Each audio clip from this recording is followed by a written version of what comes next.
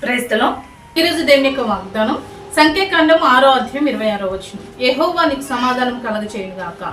దేవుడి వాక్యం దీవించును గాక. దేవుని యొక్క వాక్యం సెలవిస్తుంది, దేవుడు నీకు సమాధానం ఇస్తానని దేవుడి రోజు నీతో మాట్లాడుతున్నాడు.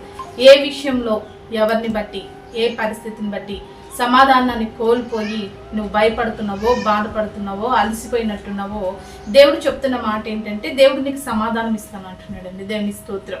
నువ్వు ఏ విషయంలో సమాధానం లేక భయపడుతూ పిరికివారంగా ఎందుకు నాలో తెలియని ఒక భయము, తెలియని ఒక గుబులు నాకు కలుగుతుంది, ఎందుకు ఈ సమాధానం ఉండట్లేదు, ఎవరు మాట్లాడినా ఏం చేసినా నాకు సమాధానం అనేది రావట్లేదు, సమాధానం అనేది నాకు లేక నేను తినలేకపోతున్నాను, నిద్రపోలేకపోతున్నాను, సంతోషంతో ఉండలేకపోతున్నాను, ఎందుకో నాకు తెలియని ఒక వేదన, బాధ, భయము నాలో కలుగుతుందని నువ్వు దుఃఖపడుతూ ఆధైర్యపడుతూ ఏ విషయంలో సమాధానం లేకుండా ఉందో కూడా తెలియని స్థితిలో ఇంకా కొంతమంది ఉంటారండి. ఏ విషయంలో అయితే నీకు సమాధానం లేదో దేవుడు ఈరోజు నీతో మాట్లాడుతున్నాడు. దేవుడు నీకు సమాధానం ఇస్తానంటున్నాడండి. ధనం ఇచ్చి ఎవరు సమాధానం కొనుక్కోలేరు, ఏదో ఇతరులకు ఇచ్చి కూడా సమాధానం కొనుక్కోలేరు.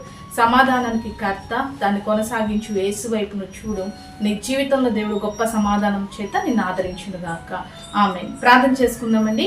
సకల ఆశీర్వాదాల కారణభూతుడమైన మా ప్రియ పరలోక తండ్రి యొక్క ప్రార్థనలకు కూర్చున్న ప్రతి బిడ్డని జ్ఞాపకం చేసుకో. ఏ విషయంలో, ఏ పరిస్థితిని బట్టి నీ బిడ్డల సమాధానాన్ని కోల్పోయి బాధపడుతున్నారో వారిలో ఉన్న పిరికితనం, భయాన్ని తీసివేసి వారి జీవితంలో సమాధానమును దయచేయమని యేసు నామములో ప్రార్థిస్తున్నాం తండ్రి. ఆమేన్.